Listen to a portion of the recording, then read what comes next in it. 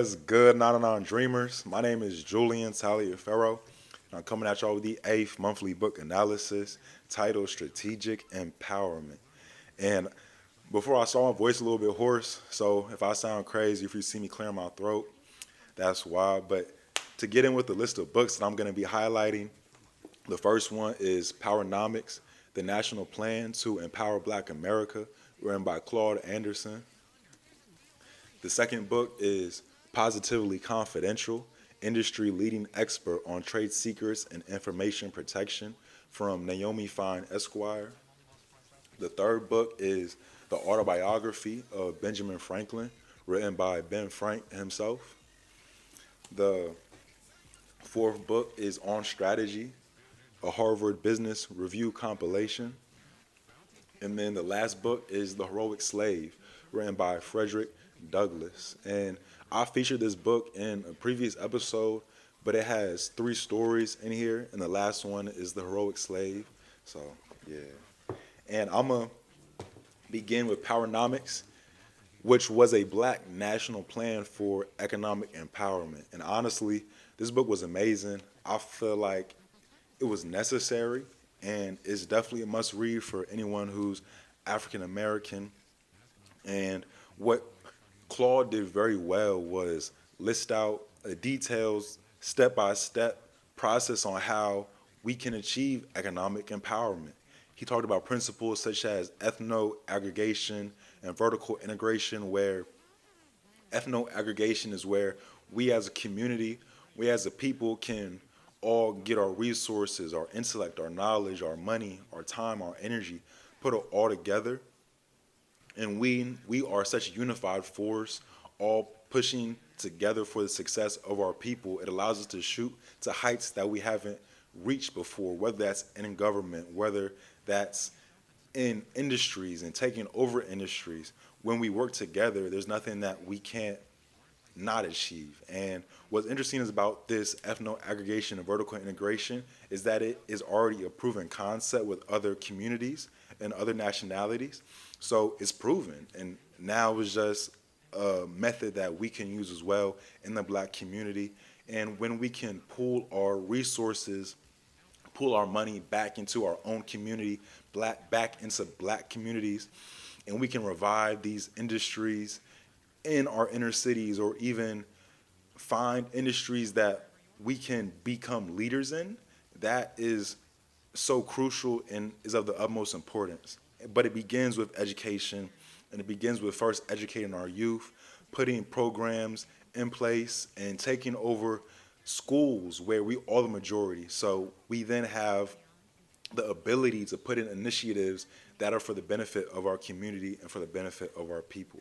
So again, PowerNomics, the National Plan to Empower Black America, written by Claude Anderson, a really good book.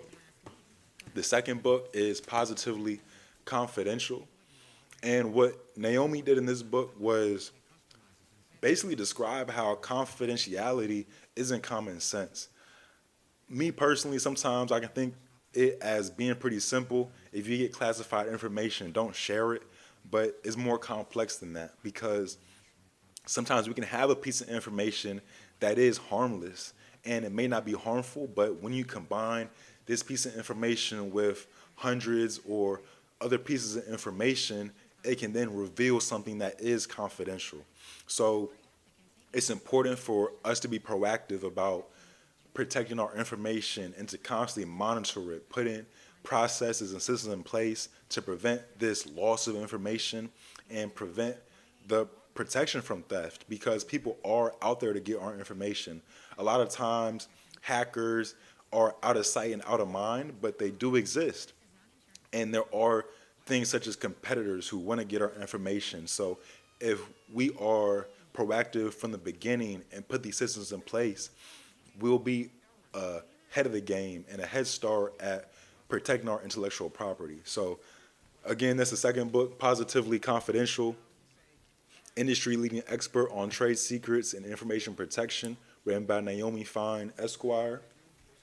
The third book that I want to talk about is The Autobiography of Benjamin Franklin, written by Big Ben. And I feel like everybody knows Benjamin Franklin, but not everybody knows the story behind him. What made him the man that he was, what allowed him to reach these heights to become such a prominent figure in America and become such a historical figure in our history. And when I think about it, what made Benjamin Franklin so distinctive in this book was just the philosophy and the way that he lived his life. And I'm gonna go through a couple of the lessons that I got from the book, a couple of the takeaways. And the first one is just that people always are gonna go their separate ways. And this is and can be a harsh lesson, but it is real. And people are gonna go and live on their own life journey. And I'm gonna go live on my own. And when our paths intertwine, if they intertwine for the entirety of my life, then that's amazing. But if they don't, then I have to be at peace with that and allow that person's journey to continue on the way that it's going to go. Another lesson is just that the best way to learn is through living experiences. That's how you become wise. That's how you gain wisdom, is by going through tumultuous situations to then learn what to not do or what I should do in a specific situation. Another lesson is to be modest is to be king. And this is part of Benjamin Franklin's philosophy. I'm not going to say that being modest always leads to success, but I will say that being modest is a, a trait that can be beneficial in certain situations. And he lived his life that way. He didn't always delve into the finer things of life. He was content with just living and making with what he had, even if he had the funds or the resource in order to get something better.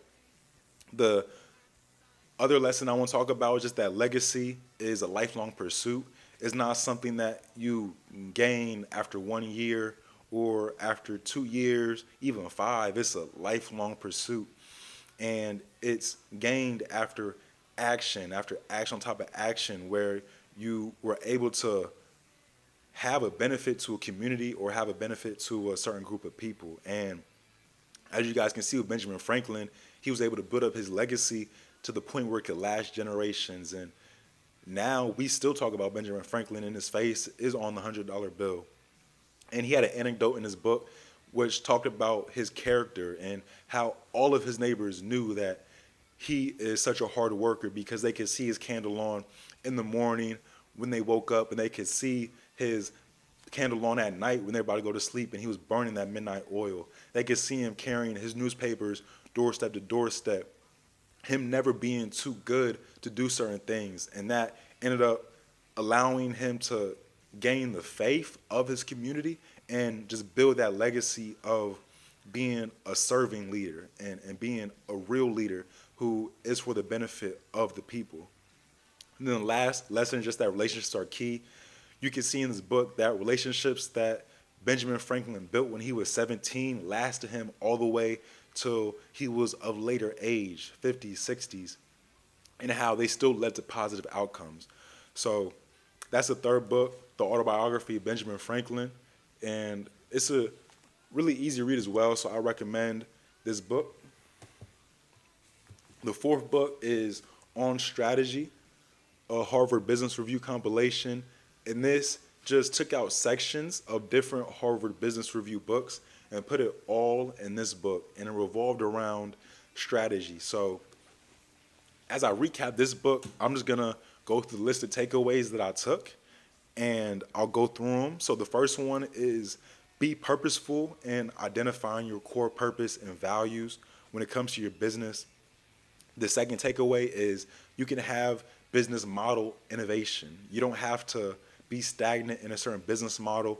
You can get out of what you are currently at and explore and look at innovating ways to be more successful or better fit what you're offering.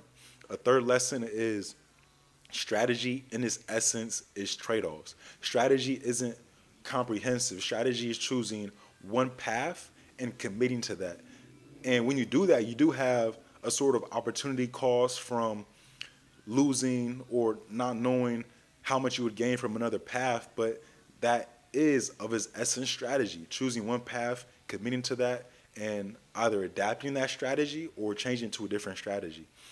A fourth lesson is allow information to flow freely throughout your organization, throughout different layers of leadership, but then also through cross-functional groups, and then make it known who makes decisions. And then the last lesson is combine financial goals with your strategic goals. That way, you're not looking at trying to accomplish two different things, but if they're one and the same, you only have one goal, and that's the success of your company, which is both financial and strategic. So those are a couple of takeaways.